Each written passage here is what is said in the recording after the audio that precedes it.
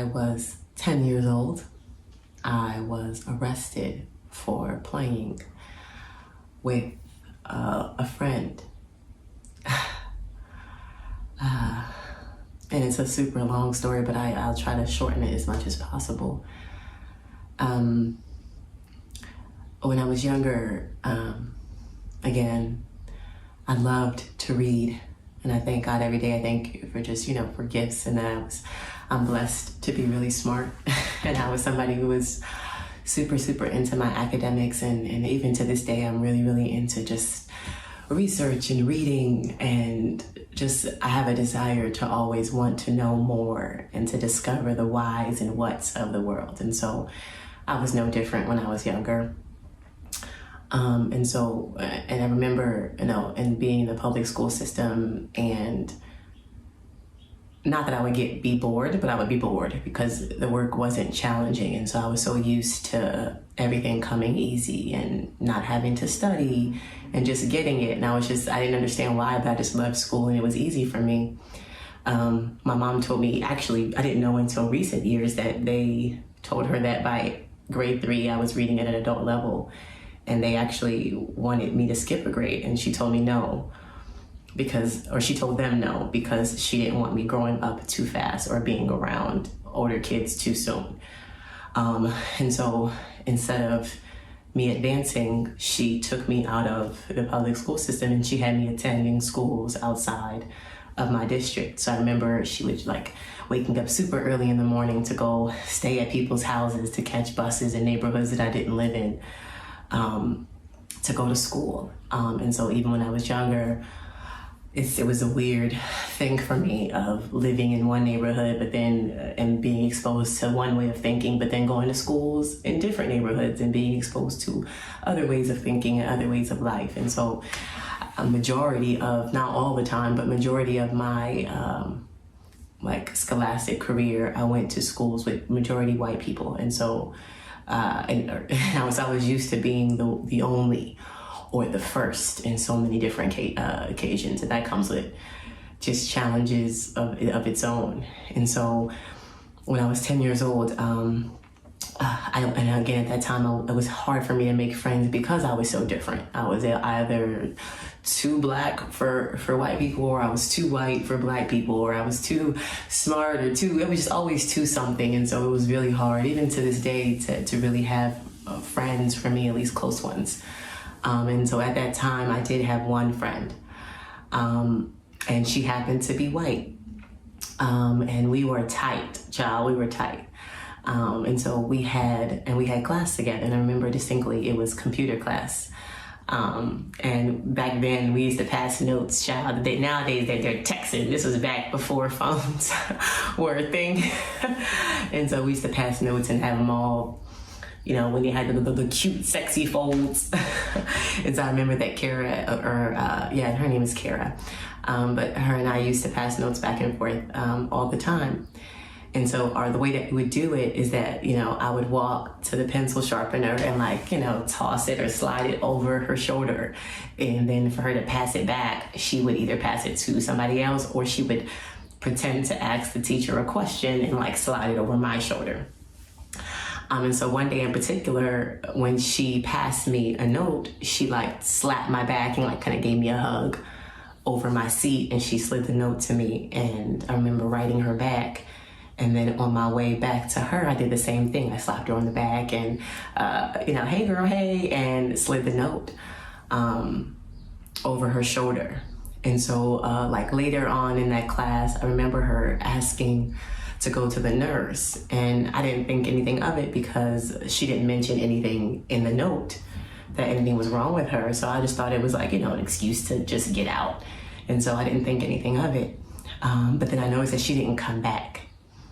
And even after we had returned back to our regular classroom, she still didn't come back. And so I was like, I hope she's okay. And then maybe some time had passed, and then on the intercom, they had asked for me to report to the office. And I was like, oh my gosh, what's going on? So I'm thinking it's an emergency, a family emergency. When I got there, I didn't see my mom or anybody.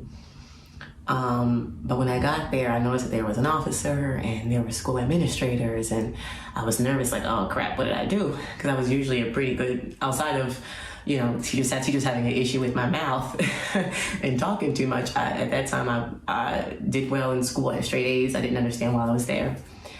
And they informed me that Kara had gone home and that I was in trouble because she had my handprints on her back.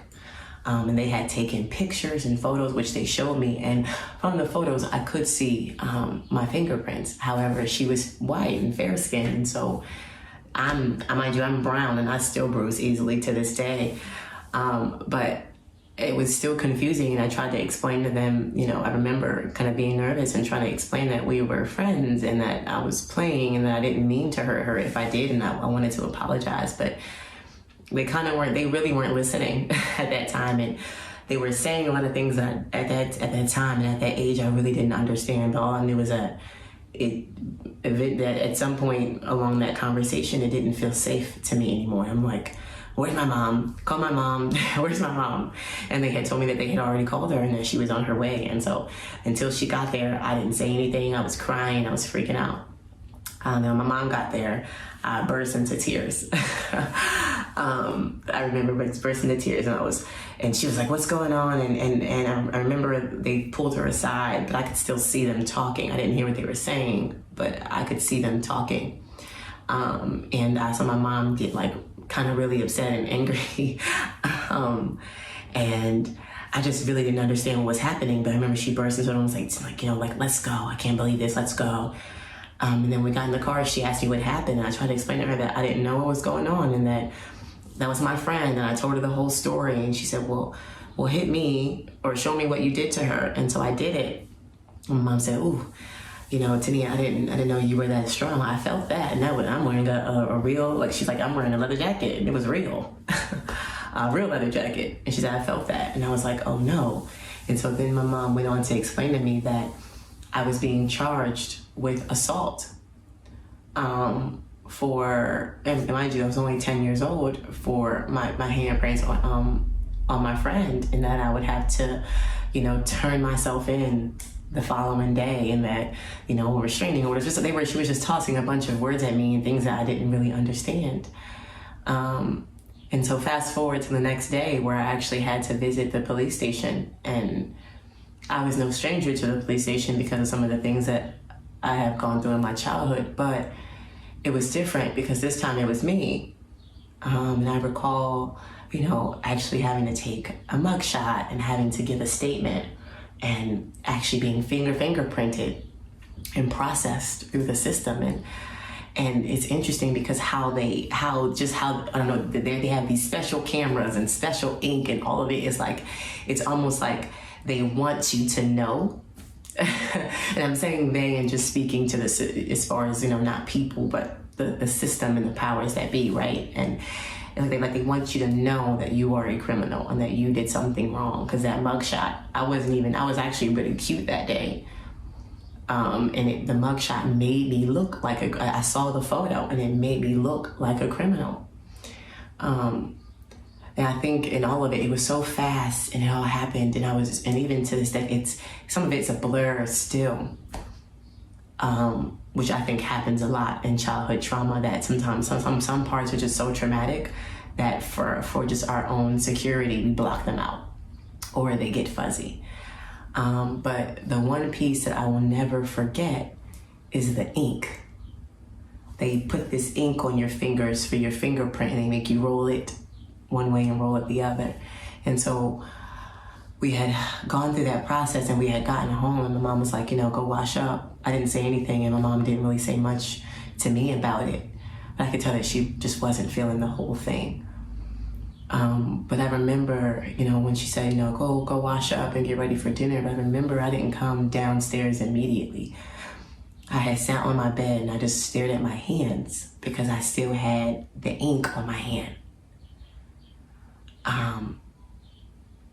And I'm looking at my hands because I also remember, what my mom said about me, her feeling me through her jacket. I remember seeing my fingerprints, my mugshot. I remember seeing my handprints on my friend's back, and I was just like, oh my gosh, like, I'm a bad person. I'm really a criminal, and I'm only 10 years old.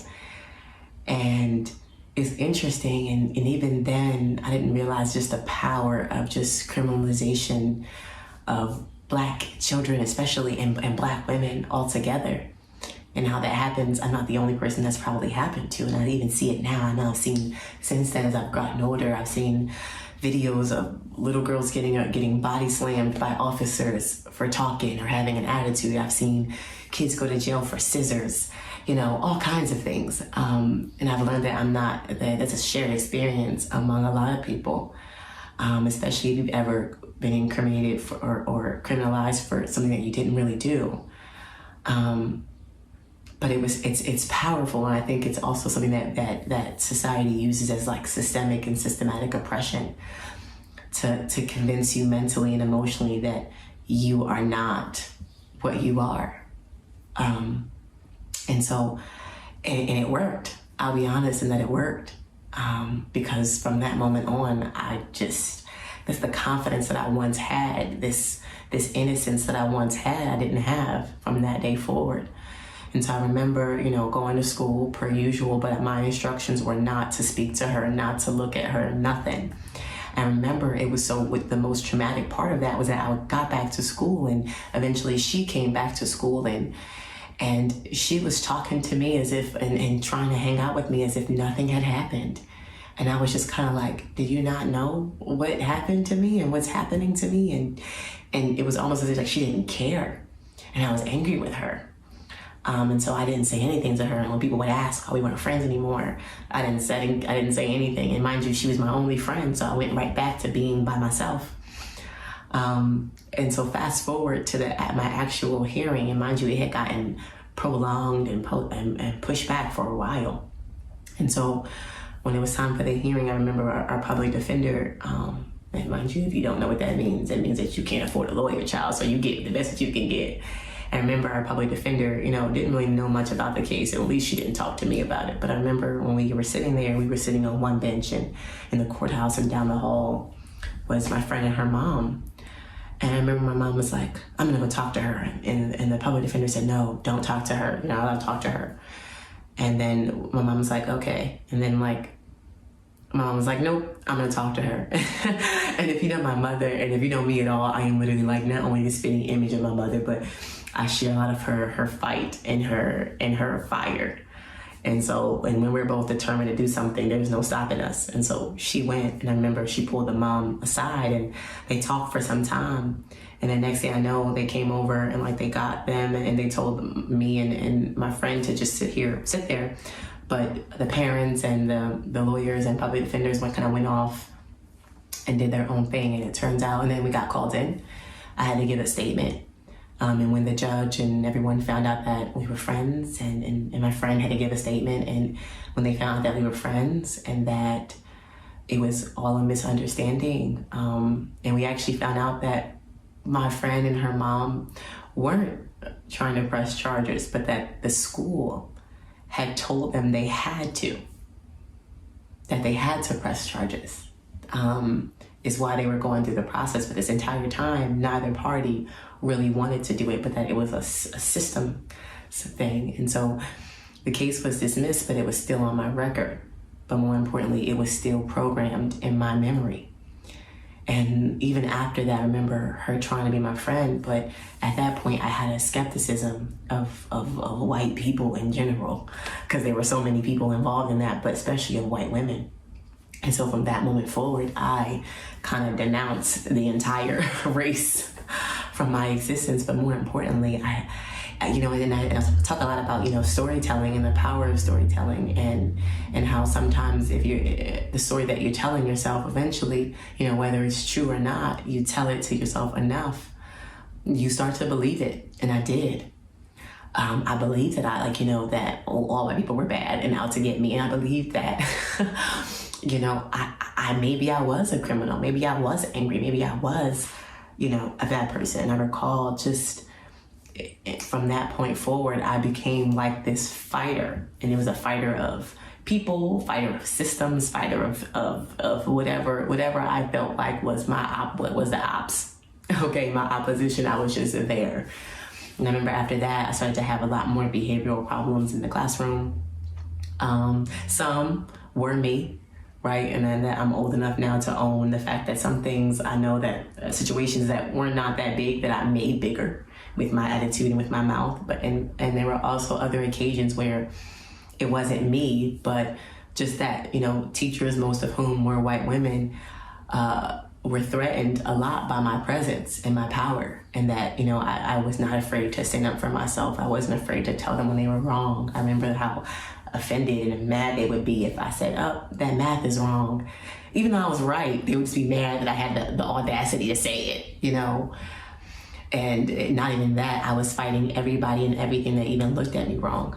To this day, I have, if you notice, if you've ever seen on my left ear, I have 3 of my holes missing. So when I was younger, my mom allowed us to get, multiple ear piercings. And just when I was fighting, I was the kind of girl that didn't care about my glasses, my earrings. I didn't have time to take my earrings off, my glasses off. I would fight you. It didn't matter what I had on. I'll fight you right there, right then and there. And so I was constantly being sent to the principal's office, constantly having my mom come to the school. It was just a lot, but I was still performing well in the classroom. I remember somewhere along the lines, the laws changed and they started to charge you for fighting, and fighting was actually going on your record. And so I realized, and my mom told me, and myself and my siblings, you keep playing, one day I'm gonna leave you there. And so I learned, younger that, okay, Tania, it's okay to fight the powers that be, but you gotta be smarter about how you fought them. And so I started to use less fists and more words, because I started to see the power of just my presence and my words. And then eventually, of course, I kind of outgrew that a little bit as I matured. And so, by high school, I started thinking more about college and my future. And so I kind of really straightened up and tried my best to just excel so that I can do well. I remember, again, the same thing happening again. I remember we had, this is debate class. This is after we had moved from up north and we moved down south.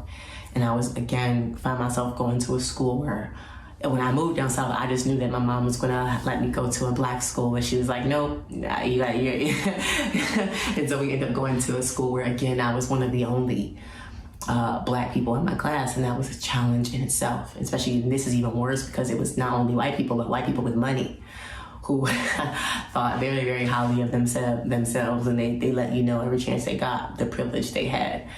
And so I remember we had this mock trial in my debate class, and at that time I was really into all these criminal shows, and I was considering being a lawyer because I knew I used to say when I was younger that I wanted to be the first black woman president. I do not want that anymore. But at the time, I remember when I was younger, I used to say that and people would laugh. I would say I wanted to be Oprah, or I wanted to be the first black female president, and people would laugh at me or make a face. And in my youth and in my naivety, I didn't really know why. But now as I'm older, I understand why the idea of both of those would be something to laugh about. If you look at society, but I was determined, and so at that time I was considering law. And so I was super excited. I got the role of, nobody else really wanted it. I got the role of prosecutor, and I put my heart and soul into this project, y'all. I had manila folders. My mom was a teacher, so she always had folders and papers around. So I had folders, I had evidence files, I had watched shows, I was dressed up, I was ready, I was excited. And so I went in, and my mom and my siblings knew how much I was excited about this project. And so I went in, and we had the actual mock trial, and your girl was killing it. Okay, I was killing it. I was cross-examining. I was okay. If you look at Exhibit A in the evidence folder, your girl was killing it. And then I ended up winning the case, child. I won the case, and some of my classmates were like, Tania, you were so good. That was so awesome. I remember I was so proud of myself, and I was so excited. And then in the midst of all that stuff, class hadn't ended yet, and I remember seeing my teacher kind of being pulled off to the side, and there were the students who had played jurors not jurors, but who had played witnesses were kind of talking to her, and like one girl was crying, one girl looked like she was about to cry, and one boy just looked frustrated. And I remember her like kind of like talking to them. And so right before, class ended, she got back in the front of the classroom, was like, okay, class, great job. And she was like, kudos to you, Tania, for winning. And then she made a comment. I don't remember the exact words, but it was something along the lines of, great job, but next time, might want to work on your intensity and your passion, because it could be too much. And I remember I was kind of like, what? Because I didn't understand, couldn't understand, like I did what I was supposed to do, and I wasn't rude, and they were guilty. And I didn't understand. And at first I thought maybe I was being too sensitive, maybe I was being too crazy. But then when I noticed some of the reactions of my classmates, I realized that I wasn't crazy. And it was almost as if like the win and what I was at one point, just some seconds before, what I was excited about, it's like the carpet had just been yanked under me. Once again, a reminder that I can be good, but not too good. I could be powerful, I could be strong, but not too powerful, not too strong. And so I was just like, I left that class, and what should have been a high, I left super low. And so I remember I got home, and my mom came home, and she's like, how did it go? And I burst into tears again. Child, my mama has a way of making me burst into tears. And when I told her what happened, she didn't say anything. But all she said was, okay, I'm going to school with you tomorrow. I was like, oh God. But I was like, okay. Because whenever my mom went to school, child, it was always something. And so I remember we got to school the next day. She drove me to school versus me riding the bus. And we walked up to the classroom, and she was like, before you go in, I'm going to go in. And so she went in, and the teacher was surprised to see her, because usually my mom would let them know when she was coming. This time it was an unannounced visit. And so she asked the teacher to she mentioned that I came home upset yesterday, and she asked her to kind of retell what happened the day before. And the teacher started to tell the story, but she was lying. And I said, that's not what happened. And the teacher was surprised to see me. And my mom was like Tania, be careful, be respectful. And then my mom was like, okay, well then you tell me what happened. And I told the story verbatim. And the teacher was very red in the face and was like, oh, I didn't mean it that way and whatever. And my mom cut her off. And she said, don't you ever tell my daughter who and what she can, who she can be and what she can do. She can do anything she puts her mind to. And anybody who doesn't like it, can kick rocks. Maybe you should tell her, my alarm went off, okay? But I remember, and I was so proud. How when you've been bullied for so long and you finally get your older sibling to come to your defense, and I was like, behind her, like, yeah, what she said.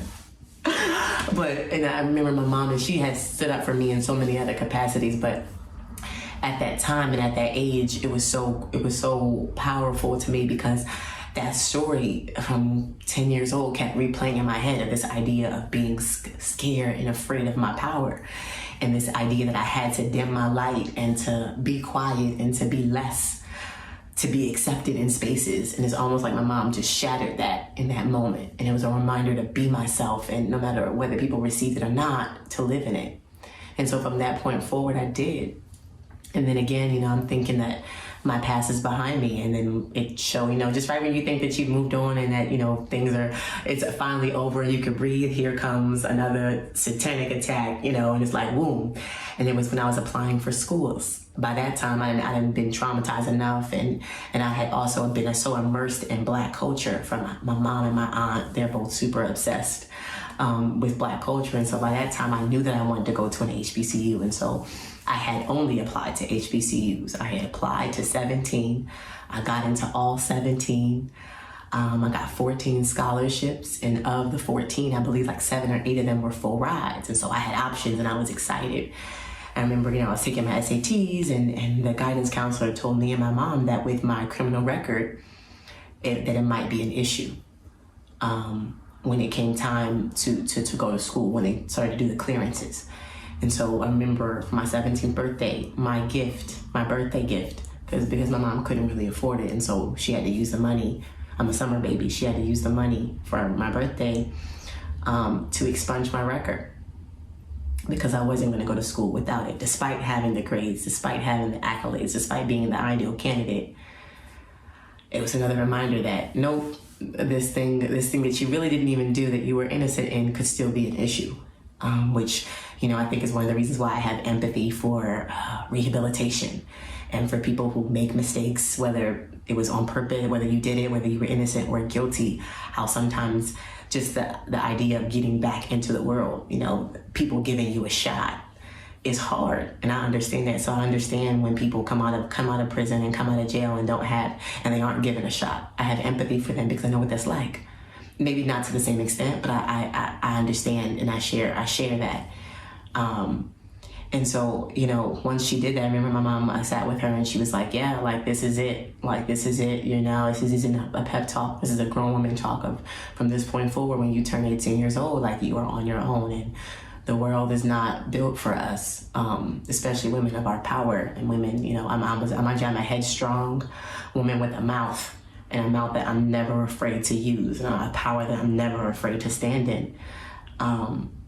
But she reminded me that, you have to be smart. And I never forgot it. And so as I kind of went throughout my college journey and even like my earlier parts of my career, I always remembered that. And that I always knew, don't get me wrong, I knew how to push the envelope. I knew how to navigate, and I was still firm in who I was and standing firm in what I believed in, but I knew there was always a point in which I always knew, okay, this is where I should stop. This is the glass ceiling for me. This is the point. And so, but then also on the same token, I was determined to not let that stop me. I still, at the time, I no longer aspired to be the first Black female president. And mind you, I got to vote for the first Black president, and I got to see that happen.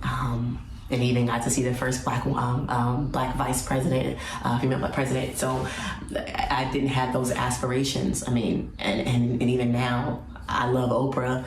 I don't want to be Oprah. I want to be the highest version of me. And so those were no longer my aspirations, but I still wanted to go for all that God and life would have for me.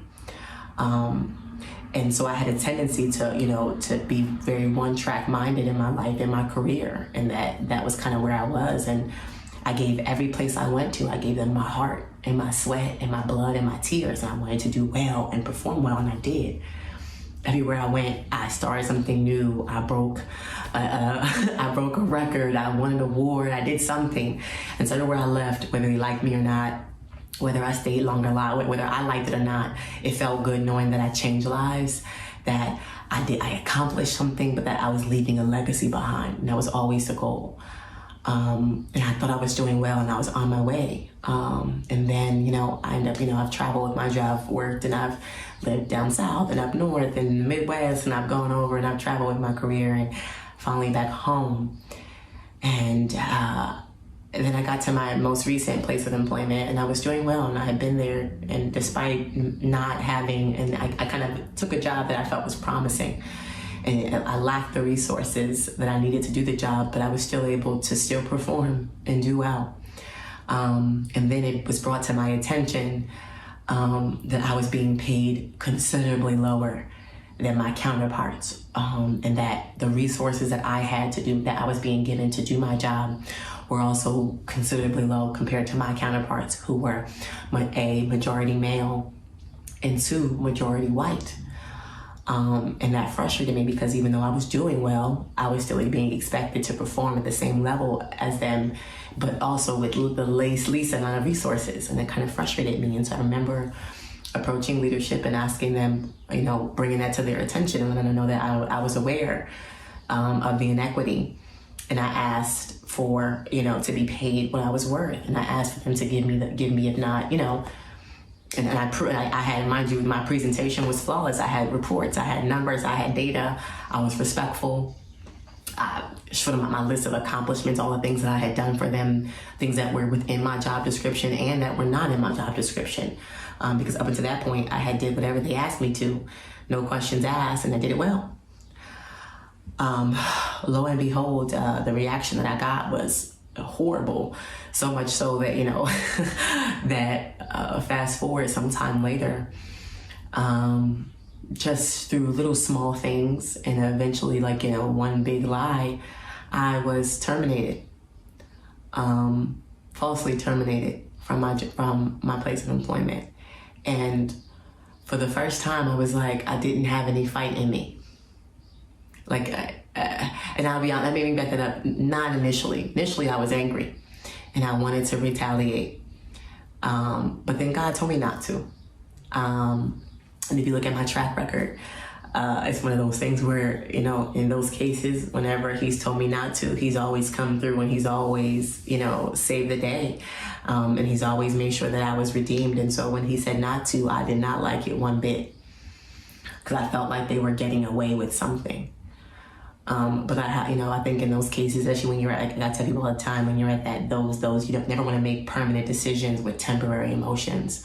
So I chose to, you know, submit to his will. I didn't do anything, but I felt so defeated after that. And I felt so, I just didn't have any fight in me after that, because it was almost like no matter what I do, no matter what I try, no matter how good I am, it was never going to be enough.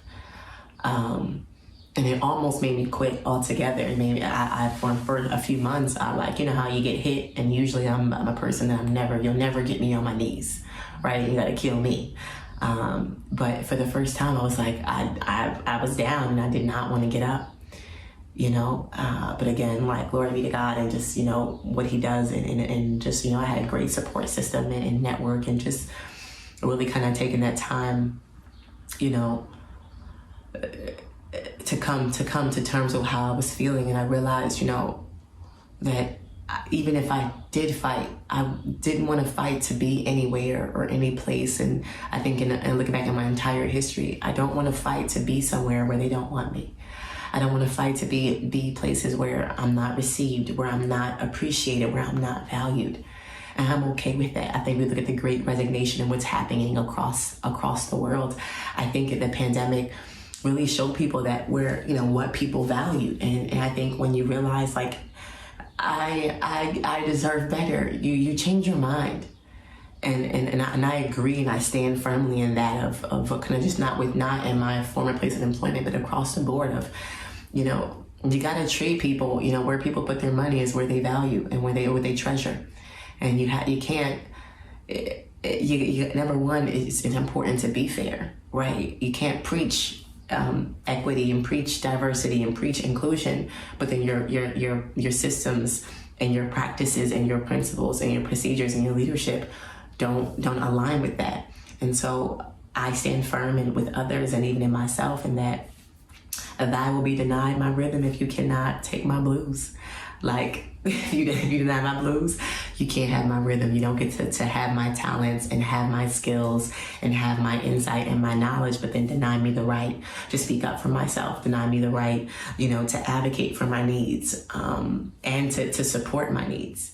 And so it sucks that sometimes you have to experience failure and heartbreak to come to those realizations. But I'm so happy that it happened, because in that same token, it allowed me to open up this new pathway to entrepreneurship, where I'm able to do things. It has its own challenges for sure, but I'm able to do things on my terms, and in my language and in my voice and in that freedom. And I love that for me, and I love that for anybody else who's embarked on that, or who is currently embarking on that journey, who has and who aspires to. Because I think when you don't have that, it takes the joy out of your work, and you should love it. I always say, you know, people who are miserable, like, I never like that feeling of on Sunday evening where you're like dreading going to work the next day. Because you should never dread the place where we spend most of us have 40-hour, if not more, work days. And these days it's way more than that. And you never want to dread where you have to spend most of your time. And that you should love what you're doing, because you can't pour effectively from an empty cup. And so, as unfortunate as it was that that's the situation and how it ended up being, I'm grateful, because it opened the door for me to do what I love and to do it in a way that I love. But more importantly, I don't know what's going to happen. But if I can say anything from my track record, I always say, be careful what you do to me, because when God comes through, he comes through. And whether I'm there to see it or not, I know he's got me, and that's all I need to know. And if you're in the same boat, that's all you need to know.